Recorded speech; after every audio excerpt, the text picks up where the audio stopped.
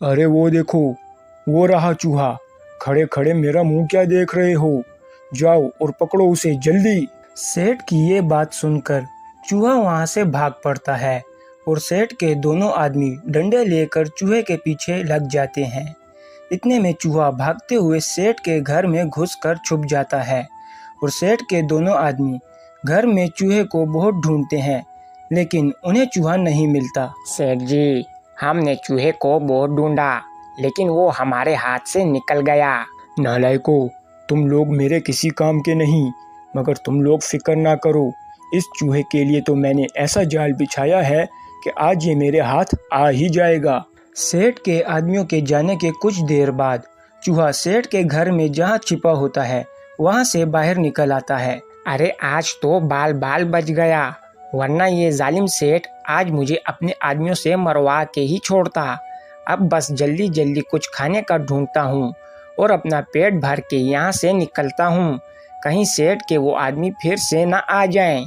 ये बोलने के बाद चूहे को सेठ के घर में कुछ अनाज के दाने पड़े दिखते हैं। चूहा फौरन उन अनाज के दानों के पास पहुंच जाता है। अरे वाह, इतने सारे अनाज के दाने, इनसे तो मेरा पेट बहुत अच्छी तरह भर जाएगा। चूहा जैसे ही अनाज का एक दाना खाने लगता है, इतने में अचानक से ऊपर से एक पिंजरा चूहे पर आ गिरता है। अरे ये क्या, ये पिंजरा कहाँ से आया? आज तो मैं सेठ के जाल में फंस ही गया, अब मेरा क्या होगा? चूहे के फंसने के थोड़ी देर के बाद सेठ जैसे ही अपने घर में घुसता है तो उसकी नज़र पिंजरे में फंसे हुए चूहे पर पड़ती है। हा हा हा हा, अरे वाह, आखिर तुम आज मेरे जाल में फंस ही गए। अब तेरा क्या होगा चूहे? सेठ, मुझे जाने दो, आखिर मैंने तुम्हारा क्या बिगाड़ा है? क्या बोले? तुमने मेरा क्या बिगाड़ा? हाँ, तुम और तुम्हारे साथी रोज मेरे खेतों से अनाज चोरी करके खाते हो और अब तुम मुझसे बोल रहे हो कि तुमने मेरा क्या बिगाड़ा। अरे सेठ, तुम्हारे इतने बड़े अनाज के खेतों में से अगर थोड़ा सा अनाज हमने खा लिया तो क्या हुआ? अच्छा, एक तो चोरी, ऊपर से सीना जोरी, मुझसे बहस करते हो।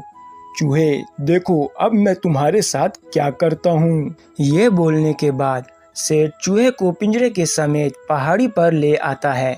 लो चूहे, अब तक तुम मेरा अनाज चोरी करके उसका मजा चखते रहे, आओ अब तुम इस पहाड़ी से गिरकर मौत का मजा चखो। देखो सेठ, मुझे जाने दो, वरना तुम बहुत पछताओगे। मैं गांव के सभी चूहों का सरदार हूँ। अगर मेरे साथी चूहों को ये पता चला कि तुमने मुझे ऐसे मार दिया है तो वो तुम्हें कहीं का भी नहीं छोड़ेंगे। अरे जाओ जाओ, तुम पिद्दी से चूहे, आखिर मेरा क्या ही बिगाड़ लोगे। ये बोलने के बाद सेठ चूहे के पिंजरे को पहाड़ी से नीचे फेंक देता है। चलो अच्छा हुआ, एक मुसीबत तो कम हुई, बाकी चूहों को भी बिल्कुल ऐसे ही पकड़ूंगा। अब जल्दी से जाता हूँ और गुड्डू से अपने उधार के पैसे वापस मांगता हूँ। इस सब के बाद सेठ अपने आदमियों के साथ मिलकर गुड्डू की तरफ रवाना हो जाता है। गुड्डू एक गरीब और मेहनतकश किसान होता है जो कि गांव में अपनी बीवी के साथ रहता है और अपने खेतों का अनाज बेचकर ही वो अपना गुजर बसर करता है। लेकिन एक बार गुड्डू की अनाज की फसल को कीड़ा लग जाता है, जिसकी वजह से गुड्डू की सारी अनाज की फसल और मेहनत ज़ाया हो जाती है और गुड्डू के पास घर का खर्च चलाने के लिए पैसे ना होने पर गुड्डू सेठ से कुछ पैसे उधार लेता है और सेठ से वादा करता है कि अगली फसल उगाने पर अनाज बेचकर वो सेठ को उसका कर्ज वापस लौटा देगा। गुड्डू, अरे ओ गुड्डू, कहाँ हो? जरा सामने तो आओ। इतने में गुड्डू अपने घर से निकलकर सेठ के पास आता है। जी सेठ जी, क्या आपने मुझे बुलाया? हाँ गुड्डू, इस बार तुम्हारी फसल बहुत अच्छी हुई है, तो बताओ तुम मेरे उधार के पैसे कब लौटाओगे? सेठ जी, मैंने अपनी फसल का सारा अनाज निकाल कर बोरियों में जमा कर लिया है, बस अब कल जाकर मैं बाजार में सारा अनाज बेच आऊंगा और आपका उधार वापस लौटा दूंगा। तो ठीक है गुड्डू, अगर कल तक तुमने मुझे मेरे पैसे ना लौटाए तो मैं तुम्हारे खेत और तुम्हारा घर, तुम्हारी सारी जमीन पर कब्जा कर लूंगा। ये बोलने के बाद सेठ वहाँ से अपने आदमियों के साथ वापस चला जाता है। सुनो, कुछ भी करके तुम दोनों को आज गुड्डू के घर से सारी अनाज की बोरियां चोरी करके लानी होंगी। क्या सेठ जी, अगर हमने गुड्डू का अनाज चोरी कर लिया तो वो आपका उधार कैसे लौटाएगा? अरे यही तो मैं चाहता हूँ कि गुड्डू मेरा उधार वापस लौटा ही ना पाए। सेठ जी, मगर ऐसा क्यों? बेवकूफो, उसके खेत और घर की जमीन के सामने मेरे दिए हुए थोड़े उधार के पैसों की कोई अहमियत नहीं। बस मैं यही चाहता हूँ कि उसके थोड़े से उधार के बदले में मैं उसकी सारी जमीन पर कब्जा कर लूँ। ओह, तो ऐसा है। सेठ जी, आप तो बहुत समझदार हो। हा हा हा हा, तभी तो सब मुझे सेठ कहते हैं। बस मैंने जैसा बोला है बिल्कुल वैसा ही करना और आज जाकर गुड्डू का सारा अनाज लूट लेना। ठीक है सेठ जी, जैसा आप कहें। अब रात हो जाती है। गुड्डू अपने घर में आराम से सो रहा होता है। इतने में पीछे से सेठ के दोनों आदमी आते हैं और चुपचाप गुड्डू के घर से सारा अनाज निकाल कर बैलगाड़ी पर रखते हैं और वहाँ से चुपचाप निकल जाते हैं। अरे बेगम, यहाँ से सारी अनाज की बोरियां कहाँ गईं? कल सब अनाज की बोरियां यहीं तो पड़ी थी। आखिर रातों रात अनाज की बोरियां गई कहाँ? अरे बेगम, हम लुट गए, हम तो बर्बाद हो गए, हमारा सारा अनाज चोरी हो गया। अब मैं सेठ का उधार कैसे लौटाऊंगा? अब तो सेठ मेरी सारी जमीन पर कब्जा भी कर लेगा। इतने में सेठ अपने आदमियों के साथ गुड्डू के घर पहुंच जाता है। चलो गुड्डू, लाओ मेरे उधार के पैसे वापस करो। मुझे माफ कर दो सेठ जी, रात को मेरे घर से सब अनाज की बोरियां चोरी हो गई। अभी तो मैं आपको उधार वापस नहीं कर पाऊंगा। बस मुझे थोड़ा सा वक्त और दे दो सेठ जी। देखो गुड्डू, ये ड्रामेबाजियां किसी और के साथ करना। अपना सारा अनाज बेचकर मुझे तुम अनाज चोरी होने का बोल रहे हो और मेरे उधार के पैसों को तुम हड़पना चाहते हो, लेकिन मैं ऐसा होने नहीं दूंगा। अभी के अभी मेरा उधार वापस लौटाओ, वरना तुम और तुम्हारी बीवी ये घर छोड़कर अभी के अभी यहाँ से चलते बनो। सेठ जी, मैं सच बोल रहा हूँ, सारा अनाज चोरी हो गया है। लगता है तुम मेरा उधार वापस देना ही नहीं चाहते। अभी के अभी घर खाली करो और अब से तुम्हारी सारी जमीन मेरी। आदमियों, अगर ये अभी के अभी यहाँ से न जाए तो इसकी हड्डियाँ तोड़ दो। चलो गुड्डू, हमें यहाँ से जाना चाहिए। वैसे भी हम अब इस सेठ का उधार नहीं लौटा सकते और मैं नहीं चाहती कि इस जालिम सेठ के आदमी तुम्हें मारकर हमें और नुकसान पहुँचाएं। इस सब के बाद बेचारा गुड्डू अपनी बीवी को लेकर वहाँ से चला जाता है। गुड्डू, हम घर छोड़कर तो आ गए, लेकिन अब हम कहाँ रहेंगे? हमें अब बस पहाड़ी के पास जाकर एक झोंपड़ी बनाकर उसी में रहना होगा और कुछ तो हम अब कर भी नहीं सकते। गुड्डू और उसकी बीवी पहाड़ी के पास अपने रहने के लिए एक छोटी सी झोंपड़ी बनाते हैं। गुड्डू, झोंपड़ी तो बन गई, लेकिन हमें खाने का भी तो कुछ बंदोबस्त करना होगा। तुम यहीं रुको, मैं जाकर देखता हूँ, शायद यहाँ कहीं कोई फलों का दरख्त मिल जाए। ये बोलकर गुड्डू अपने लिए खाने की तलाश में निकलता है तो इतने में उसे उसका दोस्त राजू मिलता है। अरे राजू, कैसे हो? बहुत वक्त के बाद दिखे, कहाँ हो आजकल? गुड्डू, मैं बिल्कुल ठीक हूँ। असल में मैं किसी काम के लिए शहर गया था और आज ही गांव वापस आया हूँ। तुम सुनाओ, तुम कहाँ जा रहे हो? तो गुड्डू राजू को सारी बात बताता है कि कैसे सेठ का उधार वापस न लौटा पाने की वजह से वो अपने घर और खेतों से हाथ धो बैठा। अरे गुड्डू, ये तुमने क्या किया? वो सेठ बहुत जालिम है, वो सबके साथ ऐसा ही करता है। सेठ जिसको भी उधार देता है फिर उसके साथ कुछ न कुछ ऐसा करता है जिसकी वजह से वो वक्त पर उधार ना लौटा पाए और सेठ चंद पैसों के बदले उसकी सारी जमीन ले ले। यकीनन तुम्हारी अनाज की चोरी भी सेठ ने ही करवाई होगी ताकि तुम उसका उधार वक्त पे ना लौटा पाओ और तुम्हारी जमीन पर सेठ कब्जा कर ले। काश ये सब मुझे पहले पता होता तो मैं सेठ से उधार ही न लेता। फिलहाल तो मेरे पास खाने को भी कुछ नहीं है। क्या? ऐसा करो, तुम यहीं रुको, मैं अभी अपने घर से कुछ खाने को लाता हूँ। ये बोलकर राजू वहाँ से चला जाता है और थोड़ी देर के बाद राजू अपने घर से खाना लाकर गुड्डू को देता है। मेरी मदद करने के लिए तुम्हारा बहुत शुक्रिया राजू। अब मैं चलता हूँ, मेरी बीवी मेरा इंतजार कर रही होगी। ये बोलकर गुड्डू खाना लेकर वापस रवाना हो जाता है। इतने में गुड्डू की नज़र रास्ते में पड़े एक पिंजरे पर पड़ती है, जिसमें एक चूहा बहुत जख्मी हालत में पड़ा होता है। और ये वही चूहा होता है जिसे सेठ ने पहाड़ी पर से नीचे फेंका होता है। अरे ये क्या, इस बेचारे चूहे की ये हालत किसने की? ऐसा करता हूँ, इसे साथ ले चलता हूँ, शायद ये बच जाए। ये बोलने के बाद गुड्डू खाना और चूहे का पिंजरा लेकर अपनी झोंपड़ी पहुँच जाता है। अरे गुड्डू, तुम आ गए, और ये तुम अपने साथ क्या लाए हो?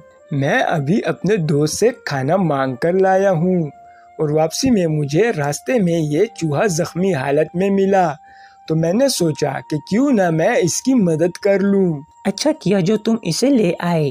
चलो अब मैं इस चूहे को दवा लगाती हूँ ताकि ये जल्दी ठीक हो जाए। गुड्डू की बीवी चूहे को पिंजरे से निकालकर उसे दवा लगाती है और अपने खाने में से थोड़ा खाना चूहे को देती है और फिर थोड़ी देर के बाद चूहा भी बिल्कुल ठीक हो जाता है। मेरी मदद करने के लिए तुम दोनों का बहुत शुक्रिया। कोई बात नहीं दोस्त, जब भी कोई मुसीबत में हो तो हमें उसकी मदद करनी चाहिए। तुम दोनों तो सच में बहुत ही अच्छे हो, मगर मैं यहाँ इस गांव में बहुत वक्त से रह रहा हूँ, लेकिन पहले तो यहाँ मैंने कोई झोंपड़ी नहीं देखी थी। लगता है तुम दोनों यहाँ नए आए हो। फिर गुड्डू चूहे को सारी बात बताता है। गुड्डू की बातें सुनने के बाद चूहे को सेठ पर और भी ज्यादा गुस्सा आता है।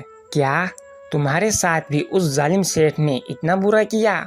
मेरा ये हाल करने वाला भी वो जालिम सेठ ही है। लेकिन तुम लोग फिक्र ना करो, मैं यहाँ के सब चूहों का सरदार हूँ और यहाँ का हर चूहा मेरी बात मानता है। मैं अपने साथी चूहों के साथ मिलकर उस सेठ का ऐसा हाल करूँगा कि वो खुद तुम्हारी जमीन तुम्हें वापस करेगा। बस तुम देखते जाओ। ये बोलकर चूहा वहाँ से चला जाता है और अपने साथियों को इकट्ठा करता है और उन्हें सारी बात समझा देता है। तो ठीक है साथियों, अब हम उस सेठ के गोदाम और खेतों में अनाज का एक दाना भी नहीं छोड़ेंगे और उस सेठ का जीना मुश्किल कर देंगे। तुम सब अपने अपने जान पहचान के सब चूहों को यहाँ बुला लो। इस सब के बाद सभी चूहे सेठ के अनाज के गोदाम में घुस जाते हैं और अनाज खाना शुरू कर देते हैं। फिर थोड़ी देर के बाद सेठ जैसे ही अपने गोदाम में घुसता है, अरे ये क्या, इतने सारे चूहे यहाँ कहाँ से आ गए? आदमियों जल्दी से आओ। सेठ के दोनों आदमी डंडे लेकर अंदर आते हैं। जाओ और जल्दी से इन सब चूहों को यहाँ से मार भगाओ। सेठ के आदमी जैसे ही चूहों को भगाने के लिए आगे बढ़ते हैं तो इतने में सभी चूहे सेठ के आदमियों के पीछे भाग पड़ते हैं। सेठ के आदमी भी इतने सारे चूहों को देखकर डर जाते हैं और वहां से भाग जाते हैं और फिर सब चूहे वापस से गोदाम में पड़ा अनाज खाने पर लग जाते हैं। अरे नालायकों, कहाँ भाग गए? अब इन चूहों को यहाँ से कौन भगाएगा? इतने में सेठ के आदमी वापस आते हैं और सेठ से बोलते हैं, सेठ जी, हमें अब आपकी नौकरी नहीं करनी। इतने सारे चूहों को भगाना हमारे बस की बात नहीं। मैं तो आपसे भी ये कहता हूँ कि आप भी यहाँ से भागो, कहीं ये सब चूहे मिलकर आप पर भी हमला ना कर दें। ये बोलने के बाद सेठ के आदमी सेठ को छोड़कर चले जाते हैं और सेठ वहाँ अकेला रह जाता है। इतने में चूहे गोदाम का सारा अनाज खत्म कर देते हैं और वहाँ से निकलकर सभी चूहे सेठ के अनाज के खेतों में चल पड़ते हैं। अरे ये क्या, मेरे गोदाम के अनाज को खत्म करने के बाद अब ये सब मेरे खेतों को तबाह करना चाहते हैं। अब मैं क्या करूँगा? मैं तो बर्बाद हो जाऊँगा। ये सब बोलने के बाद सेठ वहीं रोने लग जाता है। इतने में सरदार चूहा सेठ के सामने आता है। क्यों सेठ, मैंने कहा था ना, मुझे जाने दो वरना पछताओगे। अरे ये तो वही चूहा है जिसे मैंने पहाड़ी से फेंका था, लेकिन ये अब तक जिंदा कैसे है? हाँ, तुम्हारे मुझे पहाड़ी से फेंकने के बाद मैं बहुत जख्मी हो गया था, पर एक भले आदमी ने आकर मेरी मदद की और मुझे मरने से बचा लिया। क्या? और मुझे तो लगता है ये सब तुम्हारा ही किया धरा है। हाँ, मैंने कहा था ना कि मैं चूहों का सरदार हूँ। यहाँ के सभी चूहे मेरी हर बात मानते हैं। देखो, मुझे माफ करो, वैसे भी तुम चूहों के सरदार हो। अगर तुम इन चूहों को मना करोगे तो ये मेरे खेतों को ऐसे बर्बाद नहीं करेंगे। ठीक है, मैं इन्हें मना करता हूँ, मगर मेरी भी कुछ शर्तें हैं। क्या? कैसी शर्तें? मैं तुम्हारी हर शर्त मानने को तैयार हूँ, बस इन्हें रोको। तो ठीक है, जितने भी गांव वालों की जमीनों पर तुमने कब्जा किया है, तुम्हें उन सब की जमीनें उन्हें वापस लौटानी होंगी, और तो और जो उधार तुमने उन्हें दिया था वो उधार भी माफ करना होगा। हाँ हाँ ठीक है, मैं बिल्कुल ऐसा ही करूँगा। अब तो इन्हें रोको। हाँ, और अपने अनाज के खेतों में से हमें थोड़ा सा अनाज खाने की इजाज़त भी देनी होगी। हाँ हाँ, तुम्हारी शर्तें मुझे कबूल हैं।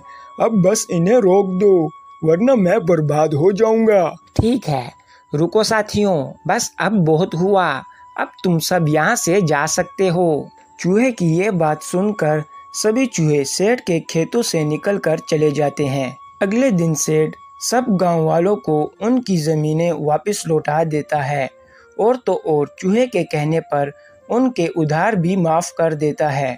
चूहे, तुम्हारा बहुत बहुत शुक्रिया। आज तुम्हारी वजह से मुझे मेरा घर और मेरे खेत वापस मिल गए। अरे कोई बात नहीं, तुमने भी तो मेरी जान बचाकर मेरी मदद की थी, और तो और तुम्ही ने तो कहा था कि अगर कोई भी मुसीबत में हो तो हमें उसकी मदद करनी चाहिए। तो इस तरह यहाँ ये कहानी ख़त्म होती है। वीडियो पसंद आने की सूरत में हमारी वीडियो को लाइक करना और चैनल को सब्सक्राइब करना ना भूलें।